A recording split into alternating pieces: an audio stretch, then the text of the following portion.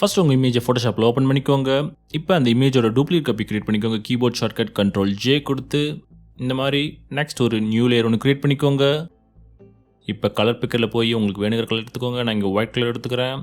அதை ஃபில் பண்ணிக்கோங்க. நான் இப்போ keyboard shortcut Alt backspace use பண்ணேன். நெக்ஸ்ட் அது லேயரோட ஃபில்லை வந்து கம்ப்ளீட்டாக 0ன்னு கொண்டாந்துக்கோங்க. இப்போ நம்ம கிரேடியன்ட் எஃபெக்ட் தான் ஆட் பண்ண போகிறோம். பட் கொஞ்சம் டிஃப்ரெண்ட்டாக பண்ண போகிறோம். இந்த மெத்தட் கொஞ்சம் ஃப்ளெக்சிபிளாக இருக்கும். அதனால ட்ரெடிஷ்னல் மெத்தட் நம்ம போக போகிறதில்ல. ரைட் கிளிக் பண்ணி பிளெண்டிங் ஆப்ஷன் போய்க்கோங்க. அதில் கிரேடியன்ட் ஓவர்லே ஆப்ஷனை செலக்ட் பண்ணிக்கோங்க. இது ஃபைன். ஃபர்ஸ்ட் வந்து நம்ம கிரேடியன்ட் பாரில் கலர் சேஞ்ச் பண்ணிக்கலாம். அதில் வந்து நான் ஃபோர்க்ரவுண்ட் டு டிரான்ஸ்பரண்ட் ஆப்ஷனை செலக்ட் பண்ணிக்கிறேன். இது ரைட். இப்போ நான் கலர் பாயிண்ட் வந்து சேஞ்ச் பண்ண போகிறேன். லெஃப்ட் சைடில் வந்து அந்த கலர் பாயிண்ட் வந்து நான் பிங்க் வச்சுக்க போகிறேன். அந்த எக்ஸாக்ட் கலர் வேணும்னா FF19B6. ஃபைன். இதே மாதிரி நான் ரைட் சைட்லேயும் கலர் பாயிண்ட்டை சேஞ்ச் பண்ணிக்கிறேன். அதை கிளிக் பண்ணி உங்களுக்கு விருப்பமான நீங்கள் எந்த கலர் வேணாலும் வச்சுக்கலாம். ஃபைன். இப்போ ஓகே கொடுத்துக்கோங்க. நெக்ஸ்ட் வந்து நான் ரிவர்ஸ் ஆப்ஷன்லாம் எனேபிள் பண்ண போகிறதில்ல. ஸ்டைல் வந்து லீனியர் அப்படின்னு வச்சுக்கிறேன். ஆங்கிள் வந்து நான் சேஞ்ச் பண்ணிக்கிறேன். 180ன்னு வச்சுக்கிறேன். ஃபைன். ஸ்கேல் 100 இருக்கட்டும். இப்போ அகெயின் கிரேடியன்ட் பாருக்குள்ளார போங்க. அதில் வந்து நம்ம ஒப்பாசிட்டி பாயிண்ட்டை வந்து அதோட லொக்கேஷனை மாற்றிக்கலாம். நான் ரைட் சைடில் வந்து அரௌண்ட் 43 அப்படின்ற லொக்கேஷனில் வச்சுக்கிறேன். எஸ், உங்களோட இமேஜுக்கு அது மாறுபடும். அதனால் எக்ஸ்பெண்ட் பண்ணி பார்த்து உங்களுக்கு விருப்பமான அந்த செட்டார் அந்த லொக்கேஷனில் ஃபிட் பண்ணிக்கோங்க. ரைட் சைட்லையும் சேஞ்ச் பண்ணி அதை அரௌண்ட் 81 அப்படின்ற லொக்கேஷன்லாம் வச்சுக்கிறேன். இந்த இமேஜுக்கு இது கரெக்டாக இருக்கும் நான் ஃபீல் பண்ணுறேன். இப்போ ஓகே கொடுத்துக்கோங்க. மற்ற செட்டிங்ஸ்லாம் நான் எதுவும் மாற போகிறல. இப்போ பிளெண்டிங் ஆப்ஷனில் போய் அதை கலர் அப்படின்ற மோடுக்கு சேஞ்ச் பண்ணிக்கோங்க. நமக்கு இந்த மாதிரி எஃபெக்ட் கிடைக்கும். இப்போ ஓகே கொடுத்துக்கோங்க. இப்போ நம்ம இந்த லேயரோட டூப்ளிகேட் காப்பி தான் கிரியேட் பண்ண போகிறோம். கீபோர்ட் ஷார்ட்கட் Ctrl+J கொடுத்து அதில் இப்போ again gradient over double click பண்ணிக்கோங்க. இதில் நம்ம வெறும் ஆங்கிள் தான் இப்போ மாற்ற போகிறோம் வெளியே. அதை வந்து நான் 0 அப்படின்னு வச்சுக்கிறேன்.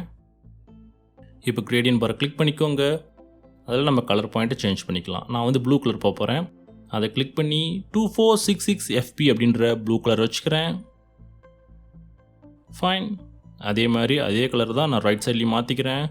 கிளிக் பண்ணி 2466 FP அப்படின்ற ப்ளூ கலர் வச்சுக்கிறேன். எஸ், உங்களுக்கு விருப்பமான நீங்கள் எந்த கலர் வேணாலும் வச்சுக்கலாம்.